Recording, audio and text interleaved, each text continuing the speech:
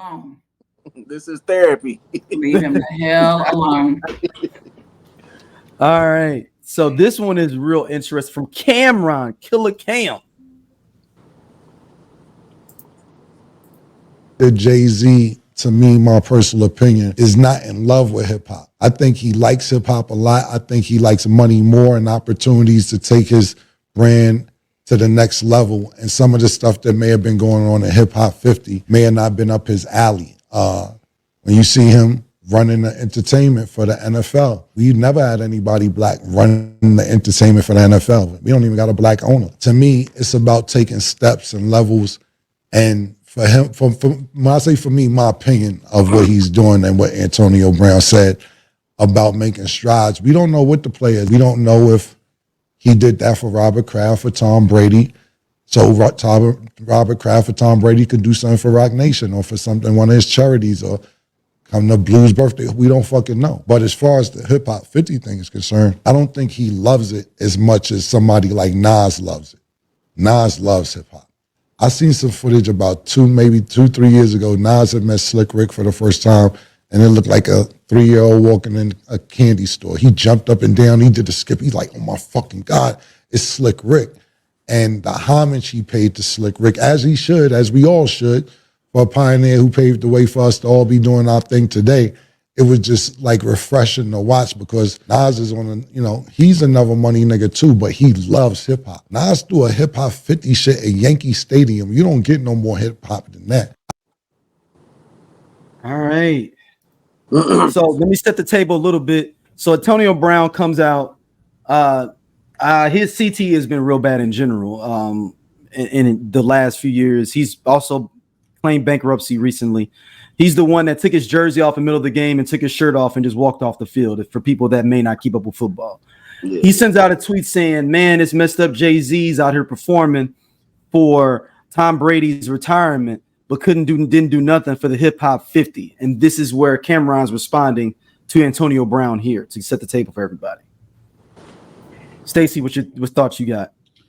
I feel like, didn't we address this last year during Hip Hop 50? Like, it was consistently said that everybody, like every time that there was an event, they'd be like, where Jay-Z at? Where Jay-Z at? And the response was, he's on tour with his wife. His wife is on tour. His wife and daughter and all his kids, everybody's out there. That's where he is. So the fact that it kind of keeps getting brought up, it's like, or like, do we need to start comparing dates of when she was on a tour date versus when a celebration was? Because she was on tour all last year, right? So the idea that like, oh well, but I mean, let me go back. Was there a celebration earlier this year? Yeah, that's the one we talked about. We did it during the Grammys.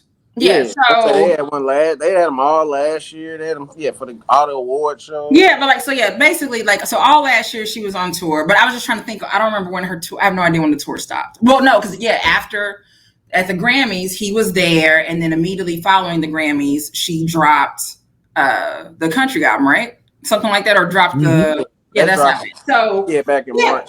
So yada yada yada. Again, the nigga was supporting his wife. Go get you one. Like and I'm not this huge Beyonce fan or anything like that, but you are upset at him for not participating in something, and he was doing something else. Again, like his daughter is on tour for the first time, performing in front of thousands and thousands of people. She is getting ripped to shreds in comment sections. He's there with his daughter and his wife and his other kids. He's 50-something fucking years old. Yeah, what you want him to do? He mad. He just mad because he was at Tom Brady's whatever. It's Tom Brady. Exactly, because he don't get along with Tom Brady no more. Yeah, you answered the question right there, Will. But I do think part of what Cameron is saying, I do believe is true though. At the same time, I don't disagree with that. More than Jay-Z. I don't disagree with that. I don't disagree with that. But the Antonio Brown part is the cap part. Yeah, but I do believe what Cameron is saying though. Cameron is correct. Yeah. He nailed it. Like, didn't Nas just win a Grammy a couple years ago or last year? Yeah, for King's Disease. King's His disease. first What? and crazy thing, his first one for album, at least for album, best rap album. Yeah, I don't disagree with that. I think there are some people who, I mean, again, it's levels to love in hip hop, and like no one loves hip hop more than KRS-One.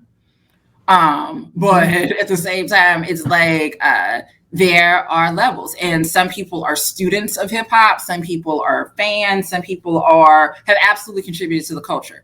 And I don't think Cam is off. I think an argument can be made that Nas just loves hip hop more than Jay-Z does. But I think to Cam's point, I think Jay is trying to make different strides that involve hip hop. So not so much necessarily things that have to be done within the culture, but outside of the culture to bring us in. So again, with us, with the NFL and being able to do and being in charge of the music entertainment, that's not something that was happening before. Yeah, he bringing You're making a good point, halftime Stacey. show to the Super Bowl.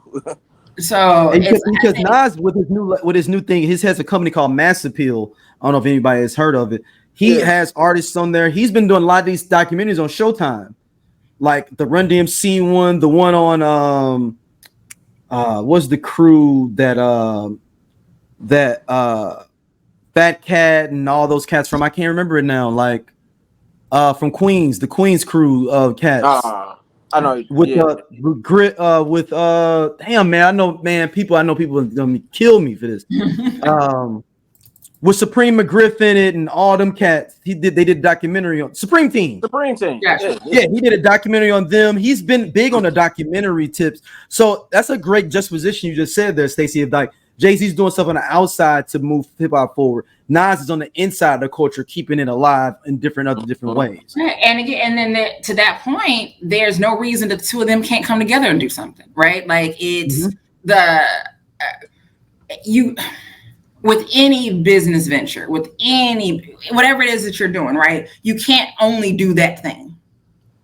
At some point, you have to branch out and do something else. And it still can involve that one thing, but you gotta move forward. So again, if you're a singer, you can be a singer for however long, but it's like you may want to do some songwriting. You may want to get into some other thing, like it's production, right? So again, most singers, at some point they do start. I mean, if you're not already writing, at some point you do start getting more into the production because you start learning more about how it works. So the more that you learn, the more that you're able to use that knowledge and do something with it. And with Jay and Nas being in the industry and being for so long, there's so much that you've seen and realize what can happen. But you also know that the people that are in charge aren't going to let it happen. So how do you do it?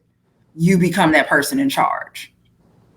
Or you find a way to get in so that you can start. Like, I mean, it's that whole seat at the table type thing. And while some people don't care about having a seat at the table, sometimes you just need that seat to be able to get in there and start pitching some ideas. And next thing you know, some things can happen. So I don't disagree that it's possible that Nas loves hip hop more. But again, it's the levels to it. I think it's what's the word? It's not the origin, but just he's a hip hop purist.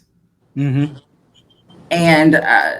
wants to keep that together, which, and again, nothing wrong with it at all. Like nobody's more of a purist than KRS-One, but when he comes out with them large nostril lies and whatnot about things, but it's I think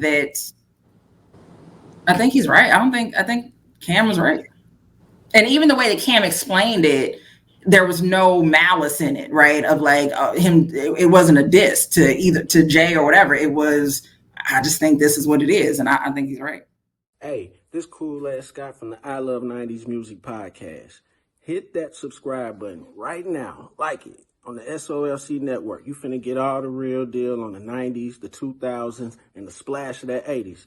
Do it right now, man, and I'll be your friend.